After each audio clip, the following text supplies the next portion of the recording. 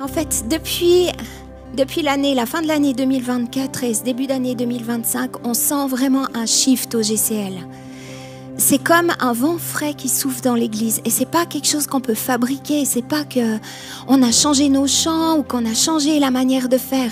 Mais il y a vraiment comme une légèreté et en même temps cette détermination divine qui prend place dans les profondeurs de nos cœurs. Moi, je le vois au travers des discussions, des partages. Il y a une joie profonde, il y a une foi nouvelle. Il y a quelque chose qui est comme une faim et une soif de connaître et d'expérimenter Dieu. Il y a vraiment ce désir que je rencontre aussi dans les entretiens, dans les contacts. Et ce qui me réjouit, c'est que ce n'est pas des leaders qui se lèvent, mais c'est tout un peuple. C'est vraiment tout un peuple et ça, c'est puissant. Parce qu'un peuple qui se lève, c'est autre chose que 3-4 personnes ou je ne sais pas. C'est le mouvement de foule. Dieu déverrouille les blocages qui ont empêché plusieurs de se lever dans leur destinée, d'amener le surnaturel et la gloire de Dieu dans leur famille. Dieu a placé cette église du GCL dans le quartier de Sévelin. Il sait pourquoi. Mais une chose est sûre, c'est que ce n'est pas par hasard. Alors on prend ce qu'on a aujourd'hui. Et si tu rejoins cette église ou que tu en fais déjà partie, ce n'est pas par hasard non plus. Parce que tu as accepté, tu acceptes quand tu es là d'être acteur dans ce qui va se passer parce que tu as un rôle à jouer. Tu as un rôle à jouer. C'est l'année du changement, c'est l'année des retournements, l'année où Dieu apprend à son peuple à se lever et à marcher en Christ, à marcher par l'Esprit. Donc, j'aimerais vraiment encourager chacun. Il y a à écouter. C'est vrai, Patrick vous a encouragé à prendre du temps avec Dieu. Mais moi je vous dis, mais prenez-le ce temps. Prenez-le, commencez à parler avec lui, à l'écouter. En fait, lui, il a qu'une envie. Dieu a qu'une envie, c'est de te parler. Il aime te parler. Il aimerait partager avec toi ce qu'il désire faire. Il aimerait pouvoir t'entendre, pouvoir dialoguer, passer du temps avec toi. Alors, on ne va pas se priver de ce temps avec lui. C'est vraiment la saison parce que Dieu parle de différentes manières. Mais il y a ce passage dans Proverbes qui dit que personne n'y fait attention. Serait-ce qu'on n'entend pas bien? En fait, on désire dans ce temps vraiment faire attention à ce qu'il dit. L'écouter par sa parole, par tous les moyens possibles, par des discussions avec des amis, par tout d'un coup un mot qui te flash. Tout d'un coup, par exemple, tout à l'heure, c'était assez incroyable. Je suis arrivée à la louange et puis Dylan, il dit « Mais je ne comprends pas, il y a un bruit de glace qui se brise. » Et puis, en fait, c'était Jordan qui avait fait une petite combine sur je ne sais pas quoi. Mais Dylan, il a entendu vraiment ce verre brisé. Après, de demander à Dieu, mais qu'est-ce que tu veux dire au travers de ça? Et Dieu a parlé. Donc, en fait, c'est des choses toutes simples, mais en fait, Dieu parle déjà tellement. Donc, je vous encourage. Dans cette saison, on ne va pas louper ou manquer quoi que ce soit, mais on est au taquet, on veut marcher avec Dieu, on veut prendre tout ce qu'il a et on veut vraiment aller dans ces victoires de la marche en Christ avec ce qu'il nous donne et les outils, les dons, les armes, l'armure qu'il nous donne. On veut le vivre pleinement. Alors, je crois que tu pourrais me le monter. Ouais, tu peux me le monter un tout petit peu, ouais. Alors, j'aimerais vous poser une question. Oui, merci. On a tous probablement fait du vélo au moins une fois dans notre vie. Hein? Donc, on remarque qu'en pédalant, certaines fois, il y a des choses qui se passent. Là, je ne parle pas des vélos électriques. Hein. Tout cela, vous êtes éliminés. Je parle des vrais vélos. Ceux où tu transpires un max, où t'as ta gourde, elle dure 2 minutes tellement tu as soif. Mais en fait, quand on pédale, en fait, on peut ressentir, on a l'impression, certaines fois, on arrive dans la route, elle est là, elle est plate, on se dit, va bien, c'est un plat, ça va rouler, ça va être génial et tout. Et tout d'un coup, nos jambes commencent à ressentir quelque chose. C'est pas vraiment du plat, c'est un faux plat. Vous savez, ce truc qui commence à monter, là, puis qui nous fatigue. Alors, on admire le paysage autour de nous et tout, mais nos jambes, elles commencent à ressentir le changement. Et elles perçoivent très rapidement toute montée qui est là. Tout changement, elles le perçoivent. Et voyez, tout comme il y a de la résistance physique, il y a de la résistance spirituelle. C'est pour ça que Paul, dans sa lettre aux Éphésiens, il dit que nous n'avons pas à lutter contre la chair et le sang, mais contre les dominations, les autorités dans les lieux célestes. Ça veut dire que ce qui se passe au niveau de où il faut persévérer, ça se passe spirituellement, mais ce n'est pas contre des personnes, mais contre des puissances. Alors quand on pédale sur une légère montée, elle est légère, mais elle est bien réelle. Et les forces qui s'opposent à notre avancée, en fait, elles sont invisibles, mais en réalité, elles sont bien réelles parce qu'on les ressent. On les ressent. Nos jambes spirituelles, elles ne montent pas. On sait qu'il y a quelque chose. Et c'est là qu'on doit être déterminé. C'est là qu'on doit se donner à fond. C'est là qu'on doit continuer parce qu'on sait qu'on va y arriver, qu'on va arriver en haut, affronter l'obstacle. Donc, cette résistance qu'on ressent, on pourrait identifier ça comme le combat spirituel. Par exemple, tu prends une décision importante avec Dieu ou tu témoignes de ta foi à ton collègue. Tu pries pour lui ou alors tu démarres une base chez toi. Ça, c'est toutes des décisions qu'on peut prendre. Et cette résistance invisible, ce combat spirituel, il peut prendre des formes très diverses et variées. Avec ton entourage, ta journée, tout ça. En fait, tu dois recevoir toute ta base. C'est la première fois que tu fais quelque chose. Et dans ton boulot professionnel, il y a tout qui va de travers. Tu rates le bus, tout le monde est énervé au travail. En fait, tu as l'impression qu'il n'y a rien qui va comme il faut. Pourtant, tu étais hyper motivé le matin quand tu es parti. Tu savais qu'il y avait quelque chose. Je ne sais pas si vous avez déjà ressenti ça. Nous, c'était spécialement quand on prenait des décisions avec mon mari, on a eu 4 enfants. C'est sûr qu'il tombait malade après. Il y avait des trucs, alors tout d'un coup on était embêtés. Et en fait, c'est ces résistances, ces petites résistances qui sont là et qui te font sentir qu'il y en a un qui ne va pas lâcher prise. Mais qui, s'il peut te décourager ou te freiner, il va le faire. Donc, ça ne vient pas du domaine naturel, mais c'est du domaine spirituel. Alors, le combat spirituel n'existe pas. En fait, il n'a jamais été nommé comme ça dans la Bible. J'ai fait des recherches. Il n'y est pas. Mais par contre, Paul, il parle des armes de Dieu, il parle des luttes, il parle de tout ce qui peut, là où on doit justement être encouragé et persévérer, nous préparer afin de repousser l'ennemi et de tenir ferme. Ça, il en parle beaucoup.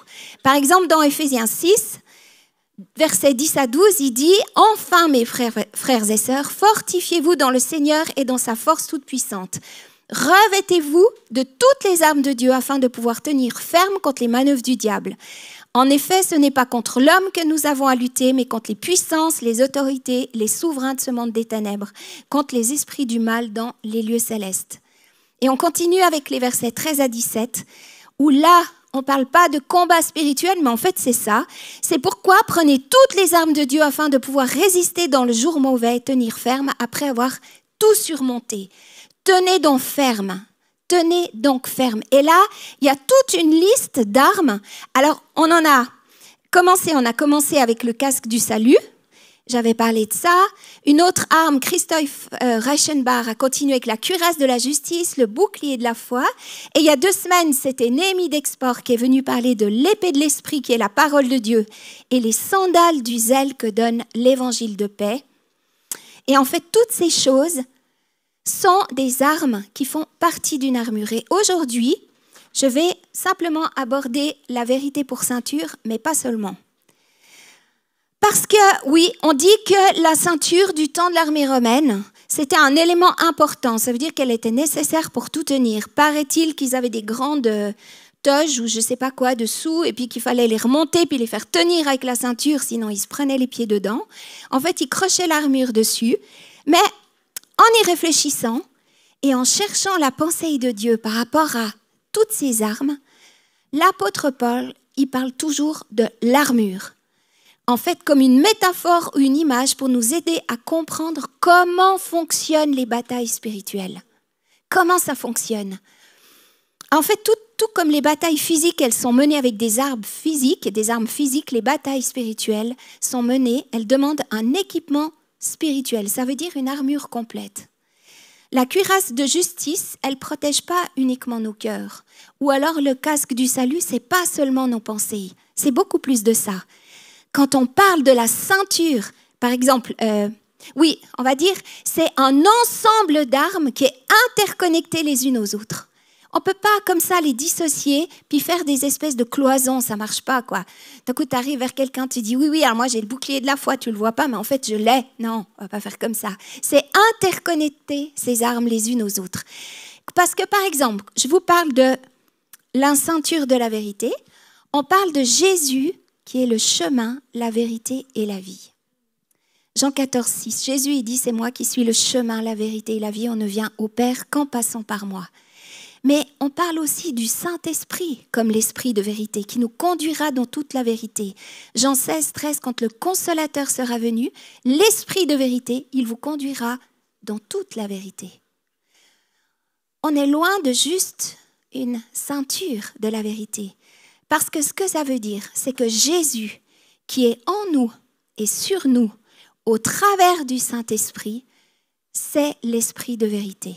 C'est la présence de Jésus en nous et sur nous. C'est l'Esprit de la vérité au travers du Saint-Esprit. En fait, Paul, il nous montre que chaque élément de l'armure, on ne peut pas juste la prendre séparément. Mais ça fait partie d'un équipement divin. À quelque part, c'est ou tout ou rien. Vous verrez. On ne peut pas prendre juste une partie. C'est ou tout ou rien. Le combat spirituel, il nous appelle à se fortifier dans le Seigneur et dans sa force toute puissante et à se revêtir de cette armure spirituelle pour tenir ferme contre les manœuvres du diable.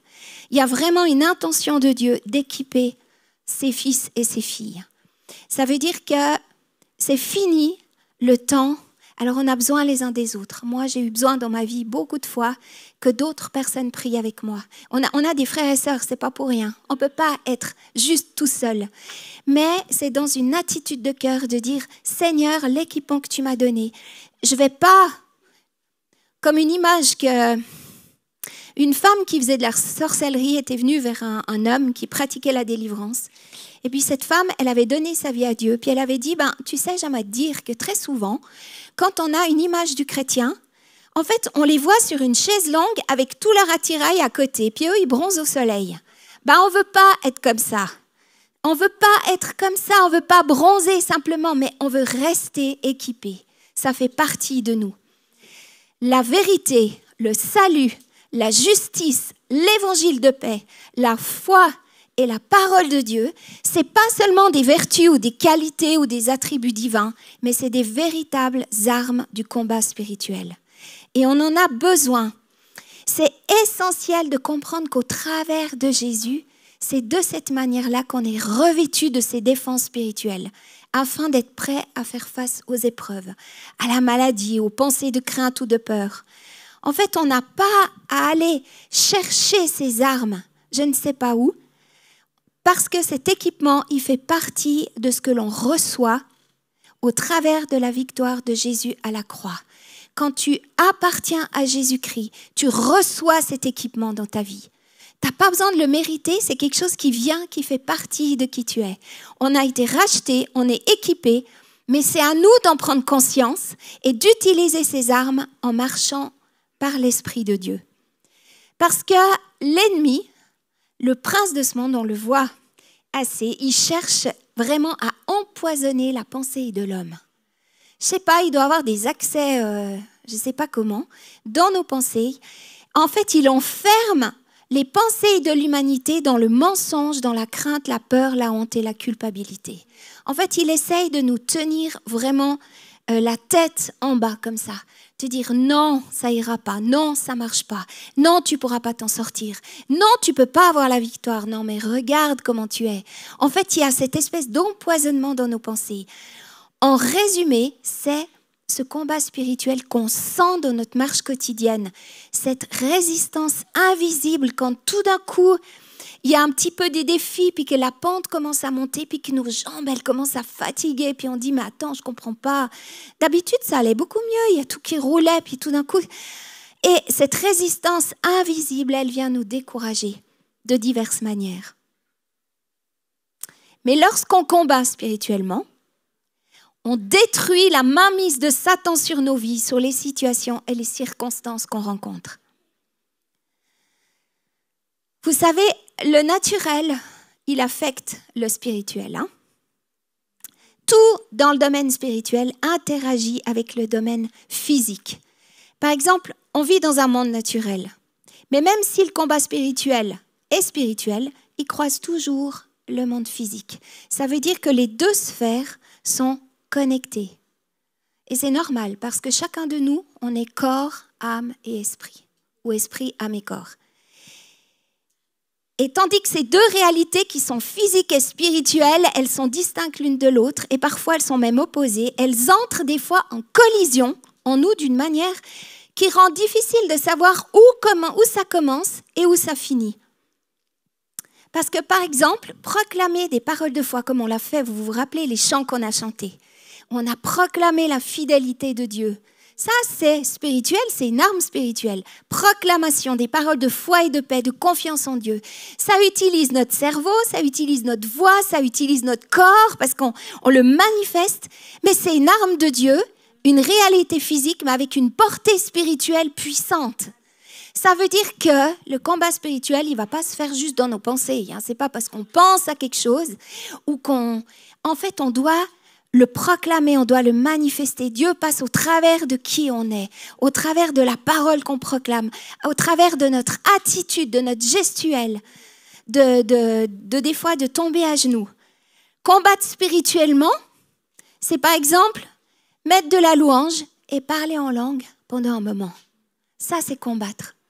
Parce qu'en fait, au fur et à mesure que vous parlez en langue ou que vous priez, que vous proclamez la gloire de Dieu, la bonté et la fidélité de Dieu, il y a quelque chose dans vos pensées et dans votre cœur qui se transforme spirituellement. Vous commencez à gagner du terrain, vous commencez à vous élever dans les lieux célestes, vous changez votre position. Proclamer des versets qui affermissent notre position de fils et de filles, comme quoi on est assis dans les lieux célestes. On n'est pas dans la vallée, on est assis auprès de Dieu. Rappeler dans la situation qui nous préoccupe, par exemple, la victoire totale de Jésus-Christ à la croix. Le proclamer. Lorsque, sous la pression, j'ai parlé mal à mon conjoint, à mes enfants, mon collègue, je m'arrête 5 minutes. Je règle cette situation avec Dieu. Ensuite, je demande pardon à la personne que j'ai blessée. Ça, c'est combattre. Gardez la foi en Jésus dans la guérison et le miracle auquel je m'attends. Gardez les yeux fixés sur le Dieu qui guérit. Même si la guérison, même si la situation, elle dure et qu'on ne voit pas encore où on a juste des prémices. Si tout va de travers et que je ne m'en sors pas, c'est peut-être se mettre à l'écart. C'est des choses que j'ai fait assez souvent. Et j'ai repris ma position de pardonner et de justifier. Parce que le problème, c'est quand tout va de travers, on a l'impression qu'on est comme accablé, comme si ça nous pesait. C'est vraiment ces jambes qui commencent à fatiguer où on sent la pression. Et alors, on demande à Dieu de ramener de l'ordre dans le chaos de nos pensées et de notre cœur. Se rappeler aussi que lorsqu'on encourage une personne dans un domaine, ou lorsqu'on doit prier pour quelqu'un, ou lorsqu'on va justement prier pour une collègue, une personne qui est autour de nous, tu vas être étiré dans ce domaine. Parce que très souvent, tu as des pensées qui viennent avant ou après, qui te disent « mais en fait, tu étais vraiment digne de faire ça. Est-ce que vraiment tu étais assez justifié ou pur pour le faire ?» En fait, le diable, s'il n'arrive pas à te décourager de continuer à monter la pente, il va quand même le faire d'une autre manière. Une fois que tu seras arrivé en haut, il te dira « peut-être c'était mieux que tu redescendes parce que franchement, ce n'était pas là où tu devais aller. Tu n'étais pas la bonne personne. Tu n'étais pas capable et tu te rends compte s'il ne se passe rien, qu'est-ce qui va se passer ?» Et le diable, il essaye. Alors nos jambes spirituelles, elles se fatiguent. Et en fait, c'est très souvent juste des pensées qui volent au-dessus de ma tête, comme des corbeaux. J'aime trop cette image. Mais en fait, moi, ce que je vais faire, c'est que je vais empêcher qu'ils fassent leur nid sur ma tête et puis que les pensées commencent à venir. Donc, en fait, je sais que c'est des pensées et puis je les chasse et c'est terminé. Je les laisse. Je ne donne pas place à ces pensées-là. Je me fortifie en esprit. On pourrait penser aussi, par exemple, que le combat spirituel, il doit être spectaculaire. Parce que c'est quand on parle ou qu'on prie très fort. Là, il se passe quelque chose. Ça se passe comme ça, des fois, à la Prayer Impact, où on parle et on prie très fort parce qu'on est tous ensemble. Mais en réalité, la plupart des combats spirituels, il se passe dans notre vie de tous les jours. C'est durant ta journée, c'est tout d'un coup des choses qui viennent et c'est un positionnement intérieur. On ne donne pas du grain à moudre à l'ennemi, on ne lui laisse aucune place. En fait, les choses les plus destructrices qu'un chrétien puisse faire endurer aux puissances des ténèbres, à l'ennemi, ça se produit au travers d'une vie de pureté, d'actes de bonté, de la générosité. Ça, il ne supporte pas. Du pardon comme Christ pardonne, ou de renoncer à se faire justice lorsqu'on a été offensé, de pardonner, d'humilité et d'amour. Ça fait partir l'ennemi en courant, il ne supporte pas. Ça, c'est aussi du combat spirituel. Et lorsque le combat spirituel, il devient spectaculaire ou corporel, il ressemble souvent, on va dire, à autre chose qu'à une victoire impressionnante humainement. Quand ça prend énormément de place, quand tout d'un coup ça arrive de cette manière-là. Parce que vous connaissez l'arme ultime. L'arme ultime, c'est le sang de Jésus. C'est la bombe thermonucléaire du combat spirituel qui a changé le jeu à jamais et qui a fait de Satan déjà un ennemi vaincu. Mais ça, c'était puissant. Pourtant, ça ne ressemblait pas vraiment à une démonstration impressionnante, publique de pouvoir militaire éternel. En fait, elle ressemblait plutôt à une faiblesse absolue, à une perte totale et à un échec. Parce que Jésus était mort. Il était sur la croix, il était crucifié. Donc, le combat spirituel le plus efficace, il se produit au-delà des apparences. Il n'est pas juste dans le paraître ou autre, mais dans les profondeurs de notre caractère, de notre cœur affermi et dans le don de soi.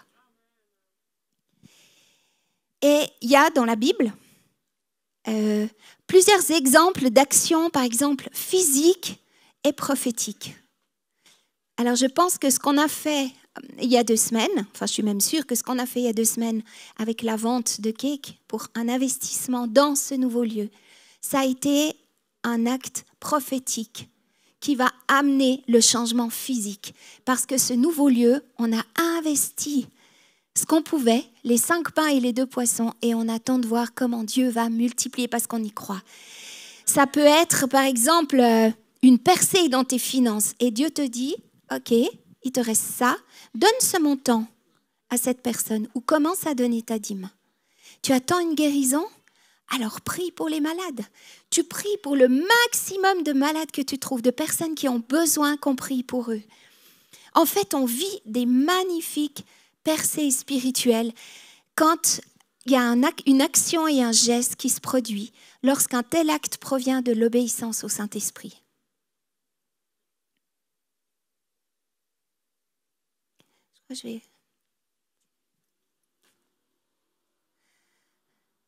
Notre armure spirituelle, elle ne protège pas seulement contre ce qui vient de l'extérieur. L'image du vélos, c'était vraiment quelque chose qui venait comme ça de l'extérieur. Mais aussi ce qui, dans notre vie personnelle, pourrait nous mettre à terre et nous garder prisonniers. Des fois, on peut sentir une résistance où on se dit « Oula, là, il y a du combat spirituel ». En fait, c'est peut-être juste le résultat d'un acte ou d'une attitude fausse dans nos vies. Donc, il faut être attentif. C'est pour ça qu'il faut dialoguer et parler avec Dieu. Moi, j'ai eu un retrait de permis d'un mois. Ça, ce n'était pas à cause du policier qui avait mis le truc, là, le radar. C'est bien parce que je n'avais pas respecté les limitations de vitesse. Voilà. J'aurais bien voulu dire autrement, mais en fait, c'est ça. Donc, en fait, dans tous les cas, si tu prends le temps de demander à Dieu de t'éclairer, de te parler, il va le faire et lui, il va te conduire vraiment dans là où il y a les bons combats.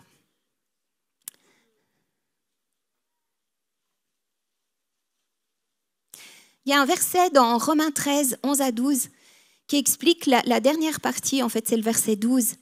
C'est dit, la nuit est bien avancée, le jour approche, débarrassons-nous donc des œuvres des ténèbres et revêtons les armes de lumière. Les armes de lumière, c'est Jésus qui est la lumière du monde. C'est Jésus qui est la lumière du monde. Et il est dit que celui qui le suit ne marchera pas dans les ténèbres, mais il aura au contraire la lumière de la vie.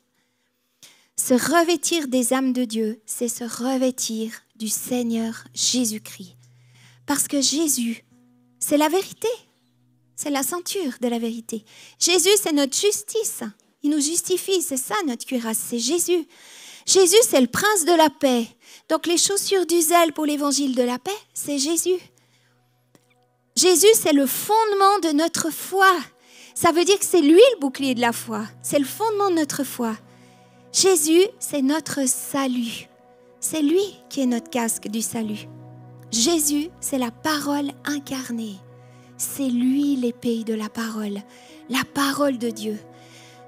En fait, marcher en ayant une attitude semblable à celle de Jésus-Christ, en étant revêtu et couvert par lui. Tu as reçu pour beaucoup Jésus-Christ dans ta vie. Tu es revêtu de qui est Jésus-Christ. Tu es revêtu par lui. Tu as au travers de lui toutes les armes dont tu as besoin. Tu as au travers de lui et du Saint-Esprit ce discernement pour savoir d'où provient la résistance. Si c'est parce que peut-être c'est une limitation de vitesse pas respectée, ou alors qu'il y a réellement une résistance et un combat. Et Dieu va te le montrer.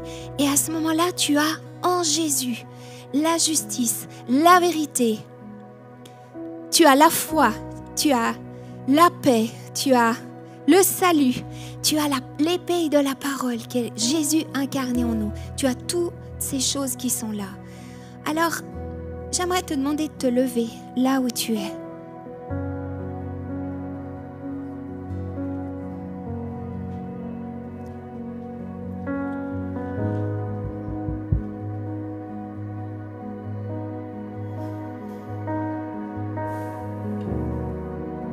Être prêt et tenir ferme. Être prêt et tenir ferme. Ou marcher dans la puissance de Christ. Être prêt et tenir ferme. C'est en fait prendre la résolution de dire « Je ne laisserai pas l'ennemi avoir gain de cause sur moi. Je ne laisserai pas les pensées de découragement venir et me tenir captif. Je ne laisserai pas le diable prendre le territoire de ma vie. Ce territoire-là, Dieu me l'a donné. Le territoire de ma famille, il appartient à Christ. Donc l'ennemi n'a aucune part dedans. L'endroit où Dieu t'a placé dans ton job, ou alors dans ce lieu qui est Lausanne ou l'endroit où tu habites, tu l'as reçu, ce territoire tu l'as reçu. Et c'est toi qui as été placé là en gouvernance et en protection. Donc ce que tu vas dire et ce que tu vas proclamer va changer l'atmosphère, va amener des mouvements surnaturels dans ces endroits. Et en fait, tu dois te tenir debout, tu dois être déterminé. Et c'est ce que j'aimerais vraiment lever dans vos vies, cette détermination de dire je veux utiliser tout ce que Jésus a mis dans ma vie au travers de sa victoire. Tellement incroyable cette bombe thermodynamique, ou je sais plus ce que j'ai utilisé comme mot, qui a changé la face de la terre, parce que ça a donné un décompte pour le diable qui diminue, parce qu'il sait qu'il a perdu. Et en fait, c'est pas parce que ce décompte est mis en route qu'en fait on va lui laisser une petite place dans nos vies. On le veut pas, on ne le veut pas. Donc dans notre quotidien, à la maison, prends place avec tes enfants, tes petits-enfants. Il prend place dans ce que tu regardes. Le temps passé pour peut-être des choses vaines où tac, tu vas fermer parce que tu diras non, mais j'ai autre chose à faire. Il prend place quand tu dois pardonner, quand tu renonces à l'offense. Prends place dans les aspects de ta vie quotidienne. On a besoin de prendre nos armes et de réaliser que c'est chaque jour, dans chaque relation, dans chaque situation, dans chaque désert, dans chaque promotion, dans chaque aspect de ma vie, qu'on ne lutte pas contre la chair et le sang, mais qu'on lutte contre le prince de ce monde et qu'on a déjà remporté le combat. Et c'est là qu'on veut faire la différence. J'aimerais simplement vous demander de fermer les yeux. Vous pouvez monter. Fermez les yeux, s'il vous plaît. Je peux pas juste continuer et puis ne pas offrir la possibilité à ceux qui se trouvent ici puis qui disent eh ben c'est super, mais moi Jésus je l'ai pas dans ma vie encore. Je ne l'ai pas encore accepté. Je n'ai pas encore réalisé, compris qui il était pour moi. Mais même si je ne comprends pas tout, même si je n'ai pas tout, j'aimerais le rencontrer. J'aimerais qu'il devienne le sauveur de ma vie. J'aimerais qu'il soit le roi de mon cœur et le roi de ma vie. Et j'aimerais t'encourager, toi qui es là et qui n'as pas encore fait cette démarche. Ou alors, je veux quand même laisser la possibilité à des personnes qui ont connu Jésus, peut-être quand tu étais enfant ou avant, et où en fait tu t'es écarté, tu n'en as plus pris garde pendant des années parce qu'il y avait des circonstances qui ont fait ceci. Mais aujourd'hui, tu veux renouer avec lui, tu veux le reprendre, tu veux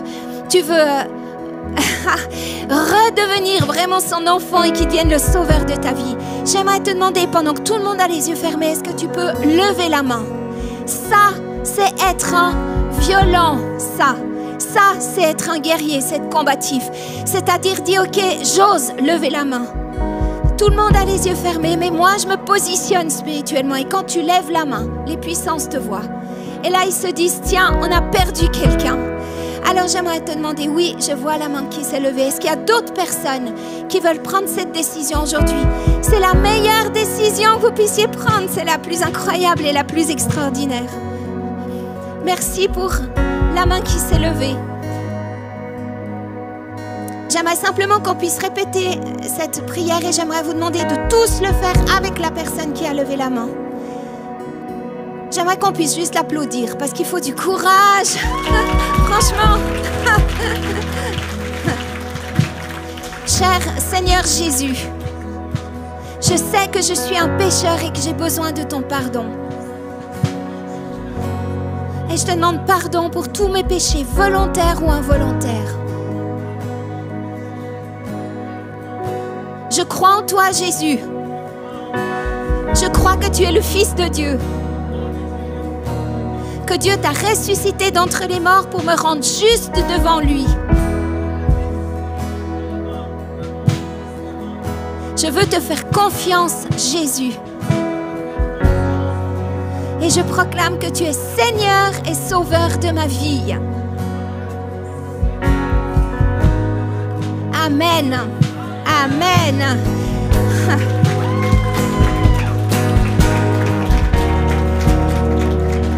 Bien. Et j'aimerais vraiment encourager la personne qui a levé la main tout à l'heure de venir devant pour qu'on puisse prier avec vous, qu'on puisse vraiment vous libérer aussi de certaines choses, appeler la bénédiction et la faveur de Dieu sur vous et pouvoir vous accompagner dans cette nouvelle étape. Alors on vous attend devant. Je voyais vraiment le Seigneur qui disait, mais reçois mon fils, ma fille, cet équipement.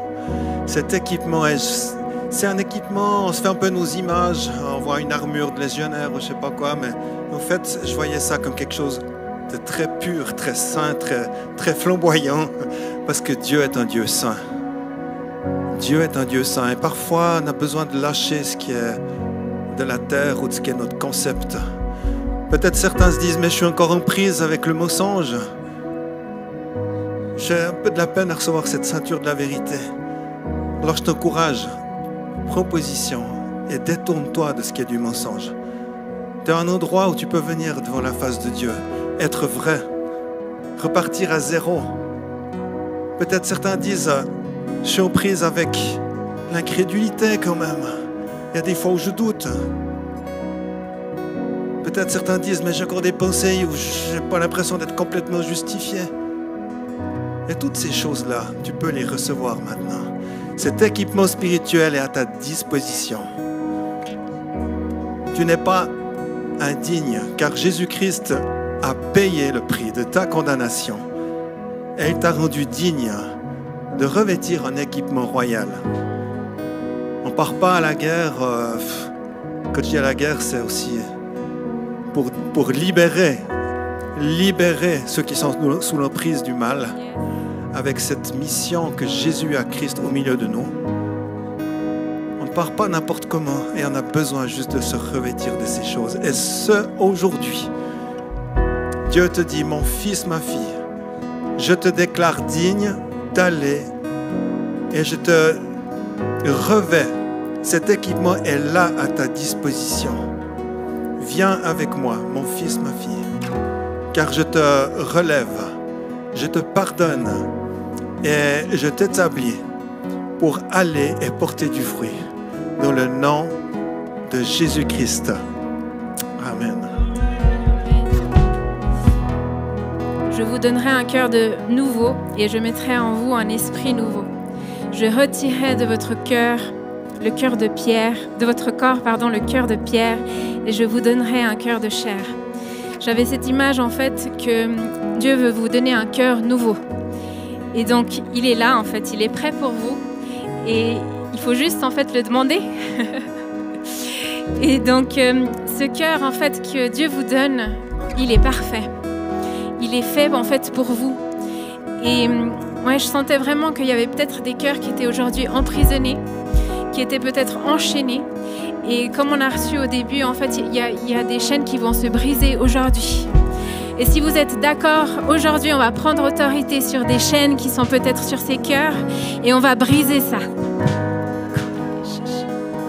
Alors Seigneur, aujourd'hui, je prends autorité sur toute chaîne qui est sur des cœurs. Je prends autorité sur tout esprit qui est là, qui emprisonne. Tout esprit qui veut être dans cet emprisonnement et qui veut en fait garder le cœur dans une boîte. Tous ces esprits vont être chassés au nom de Jésus-Christ aujourd'hui. Et j'appelle à la paix, à l'amour et au renouveau dans ces cœurs. Yes. Merci Jésus. Merci pour ce que tu fais. Merci pour ton action maintenant. Amen.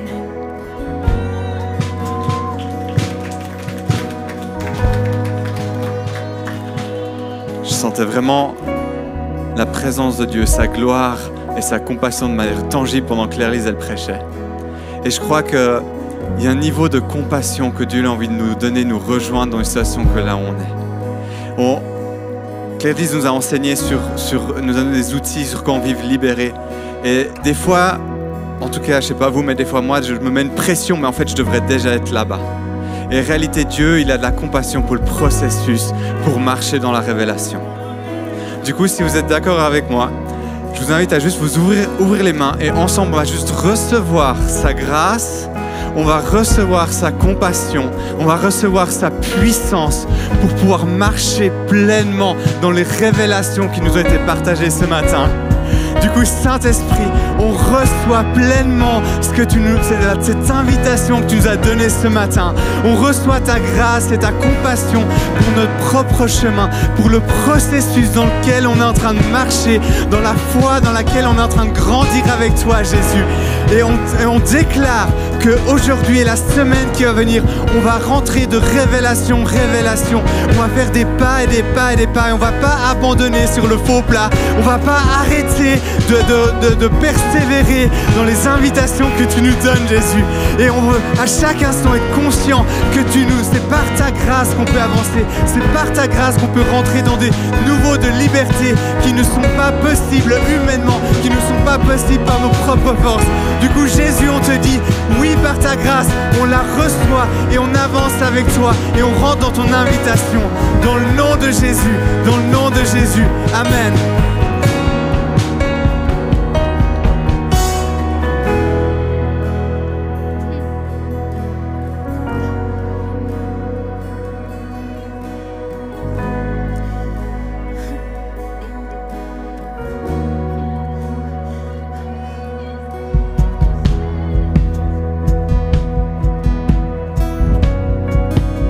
Tu brises les chaînes.